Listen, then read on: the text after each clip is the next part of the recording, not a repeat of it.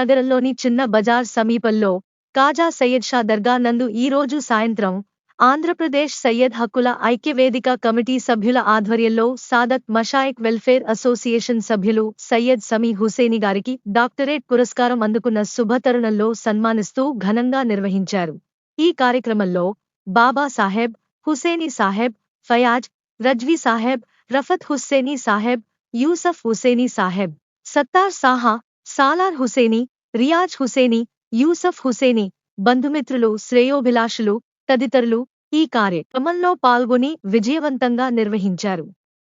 అనంతరం సమీ హుసేని పలు విషయాలను గురించి చర్చిస్తూ ఈ కార్యక్రమాన్ని కొనసాగించారు.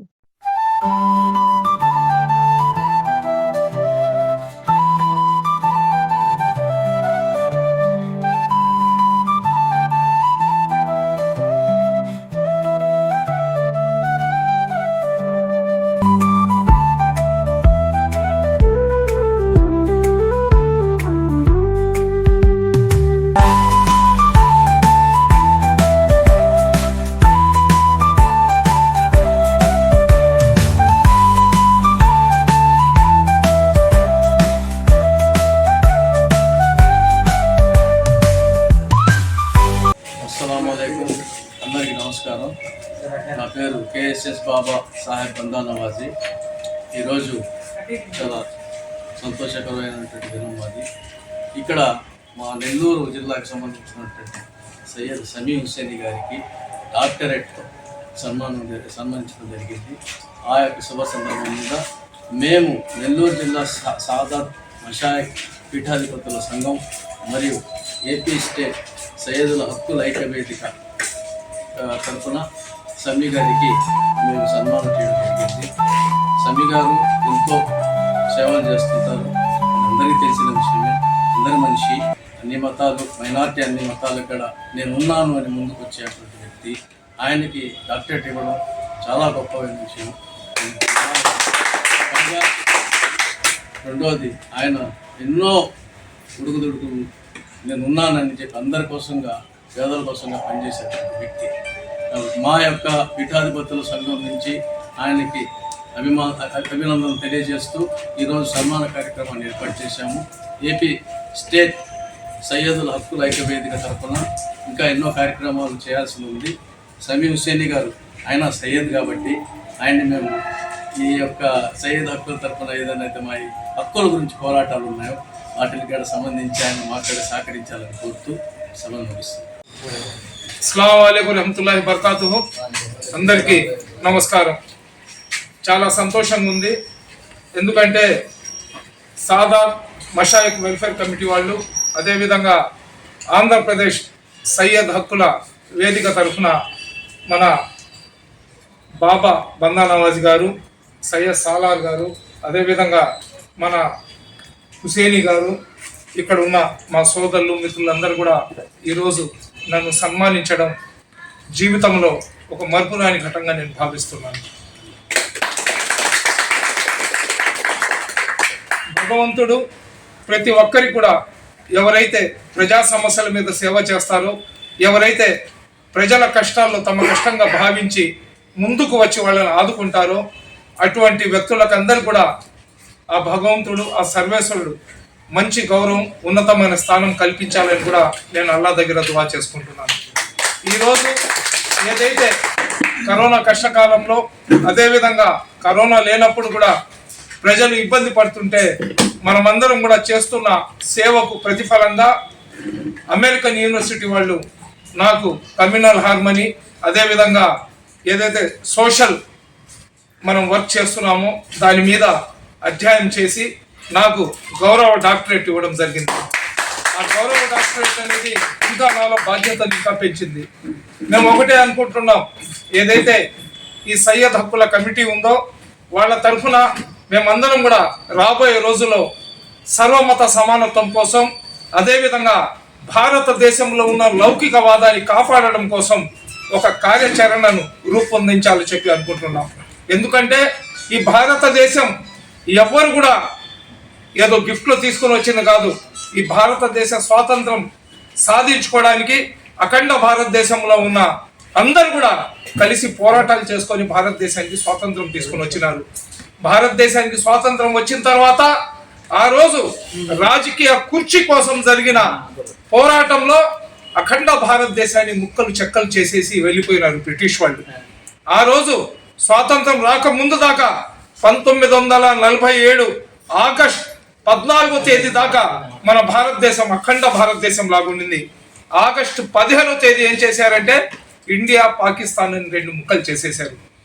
భారతదేశానికి రెండు ముక్కలు చేసినప్పుడు భారతదేశంలో ఉన్న ముస్లింలకు, అఖండ భారతదేశంలో ఉన్న ముస్లింలకు ఒక అవకాశం ఇచ్చినారు.